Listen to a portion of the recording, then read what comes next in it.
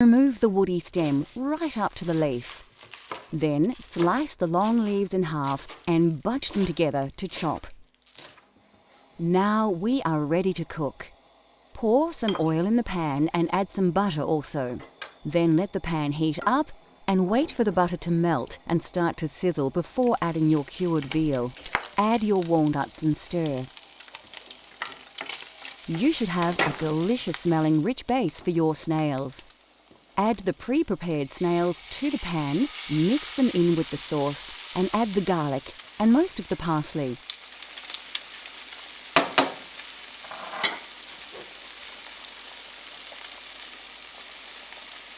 Cook the garlic and parsley through for a minute or so to release the flavours. Then add a little of the juice stock from the snails. Now add the white wine and simmer for a few minutes before putting aside while you cook your spinach. You can season a little here if you like. Don't forget to taste as you go though. Oil and butter another pan as you did earlier. Take your chopped spinach and place it in the pan to fry. Ensure it is well coated with butter. Season with a little salt and pepper, add a little water, then cover and simmer for a few minutes. Now your escargot on a bed of spinach should be ready to serve. Place the snails back on the heat just to bring up the temperature. Then plate up the spinach. Pour some of the butter from the spinach pan onto the escargot and give it a quick mix before serving on the spinach bed. Sprinkle on some fresh parsley, and there you have a delicious, famous French favourite, escargot. Bon appétit! Coming up on Cultural Flavours, a slow-cooked provincial favourite, and we learn to cook a classic yet simple French dessert.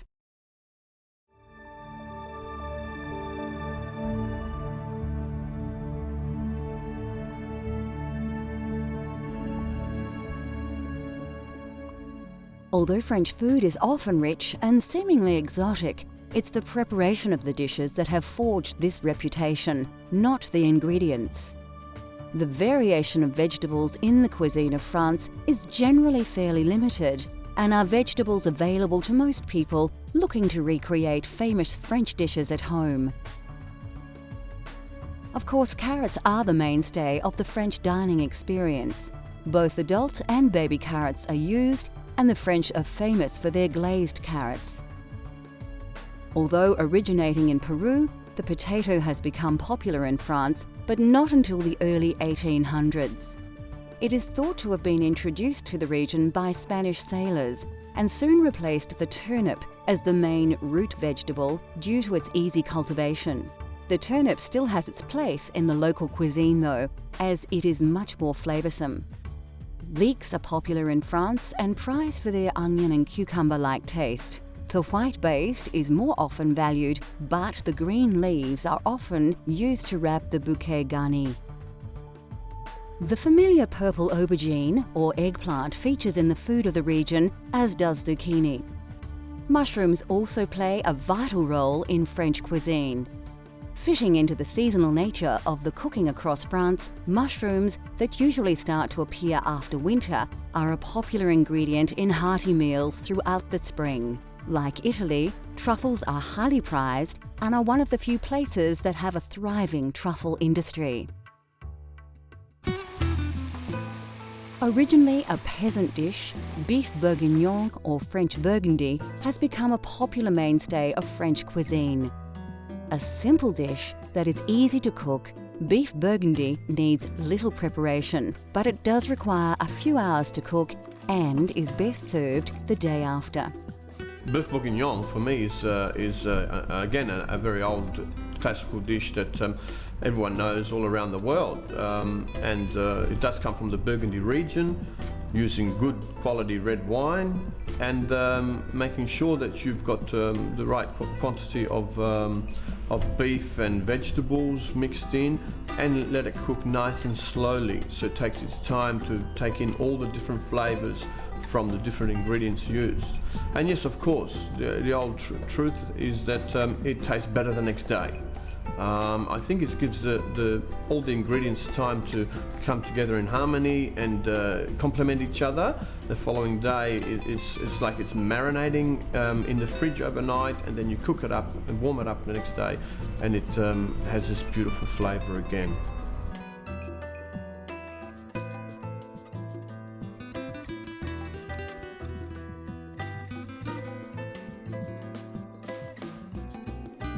For this hearty provincial stew, you will need a quality cut of meat and a range of fresh vegetables.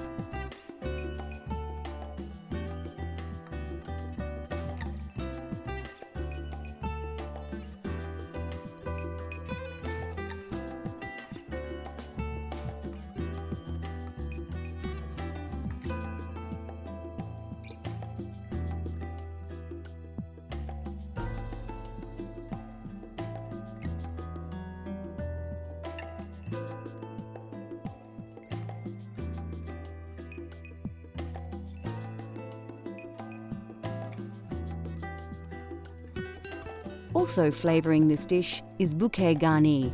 You can make this yourself using leek leaves and fresh herbs tied in a bunch with string.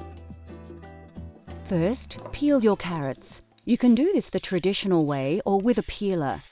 Chop them up and put them aside for later. Take your small onions, top and tail them, and peel them. If you can't get small pearl onions or pickling onions, you may need to slice them in half. But don't chop them. Chop the large onion as normal for frying. To prepare your mushrooms, like the onions, you may need to chop them. If you have access to tiny button mushrooms, use them whole. Peel and chop your garlic very fine if possible, and finely chop your parsley. You will need to slice your meat into cubes. Trim the cut if need be, but don't be too fussy. Keep the size uniform so they cook and absorb flavours evenly. Now it's time to fire up your stove. Place a pan on the heat and add some oil and butter. Ensure the pan is well coated. Place the meat cubes in the pan and brown them off. Keep turning them. You don't want to overcook the meat in the pan. Just give it some nice colour and flavour. Season with salt and pepper, but not too much. You can always season more later. Add the carrots and some chopped onion and stir through the oils, coating the whole dish with the simmering sauce. Then place it in your pot on a low heat. Sieve some flour over the mixture and coat well. This adds texture to the dish and keeps the meat together. Add your garlic, bouquet garni and tomato paste. Then pour in a whole bottle of Burgundy. Bring up the heat a little until it just starts to bubble. Place in the veal stock. Then put it aside on a low heat to simmer for about an hour and a half. Fry up your baby onions and mushrooms in oil and butter, just enough to coat them well. Don't overcook them, put them aside to add much later. After about an hour and a half, it's time to add the other ingredients and mix well into the broth. Leave on a low heat for another half an hour, taste and season if necessary. Then it should be ready to plate up. Serve the beef bourguignon in a large bowl with a slice of crusty French bread. You can eat it right away, and it is delicious. But many say beef bourguignon is best prepared the day before, so it's great for dinner parties. Next on Cultural Flavours, we explore the sweet world of French desserts and give you a step-by-step guide to a baked caramel classic.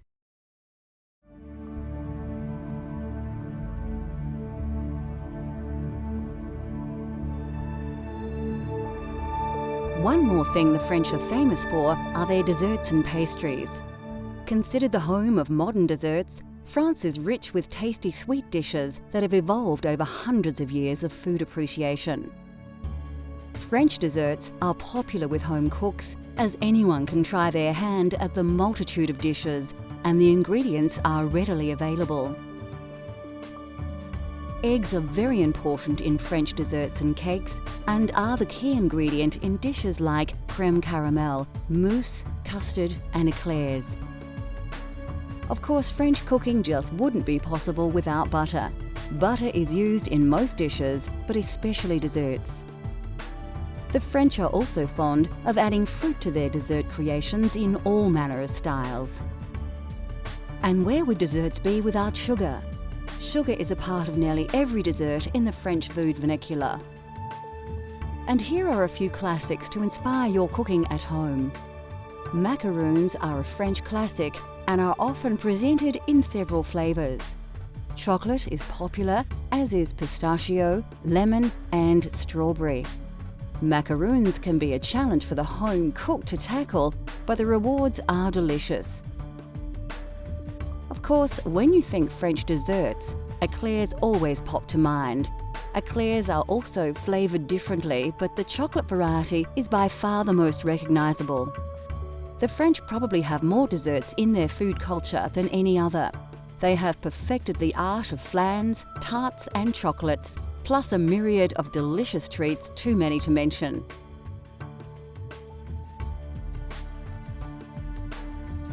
Another aspect of French desserts is, of course, the visual creativity.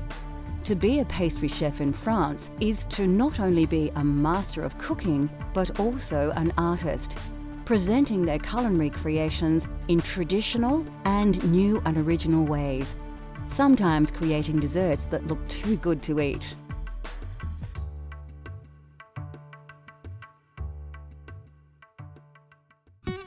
The French have made a true art out of desserts, yet they need not be complicated.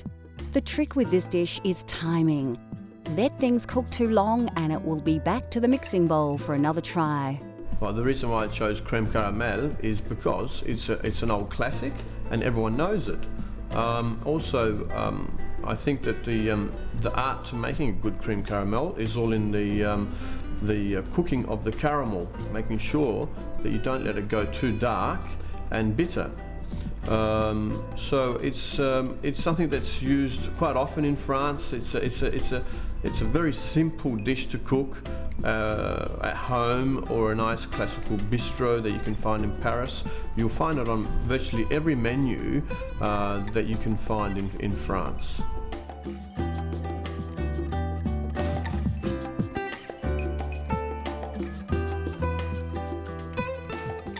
Although deceptively simple, creating crème caramel at home can be fraught with pitfalls. We'll show you how to create this dessert step by step.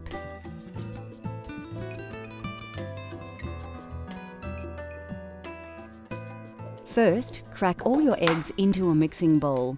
For this recipe, it's not necessary to separate the whites and yolks, so we're off to a flying start. The next step is to add your sugar. Don't dump it all in at once. The sugar needs to be slowly whisked into the eggs, mixing as you go, like this. Then it's over to the stove to warm your milk.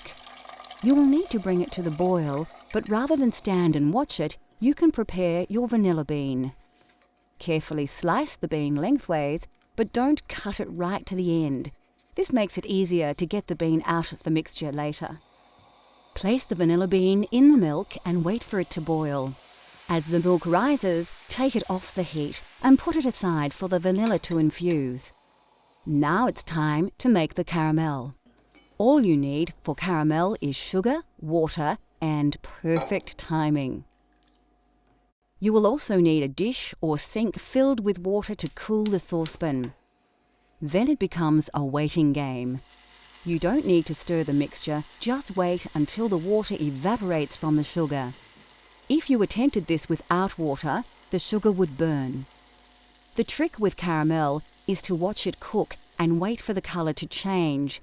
Then it's just a matter of taking it off the heat when it turns a golden brown, which happens very quickly.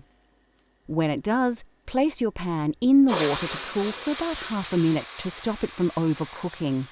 Then quickly pour the caramel into the base of each bowl before it begins to set. Go back to the eggs and sugar and whisk in the vanilla milk you made earlier.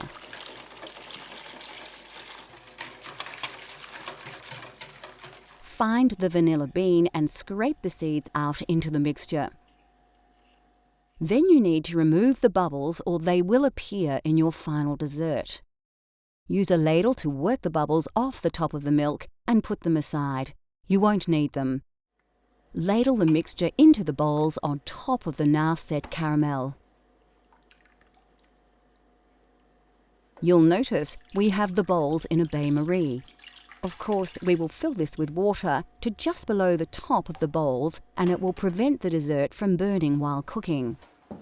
Place the bain-marie in the oven at 180 degrees for about 40 minutes. Carefully take them out of the oven and they should be browning on top. Let them cool, then place them in the fridge to set. This usually takes 2 to 3 hours. When set, run a knife carefully round the edge, turning the bowl as you go. Then you should be able to place a plate on a dish, turn it over, and remove the bowl, leaving a delicious dessert behind. Use the now softened caramel left in the bowl to decorate the plate. And there you have authentic French cream caramel. If that doesn't make you hungry, nothing will. We have barely touched on the food of France, and we could easily fill a whole series with amazing culinary creations from the home of fine cuisine. Unique thinking and centuries of experimentation has provided us with the foundation of many modern cooking techniques. Cultural Flavours continues to explore the world through the diversity of food. Let Cultural Flavours take you on a gastronomic journey so you can experience the tastes of the globe at home.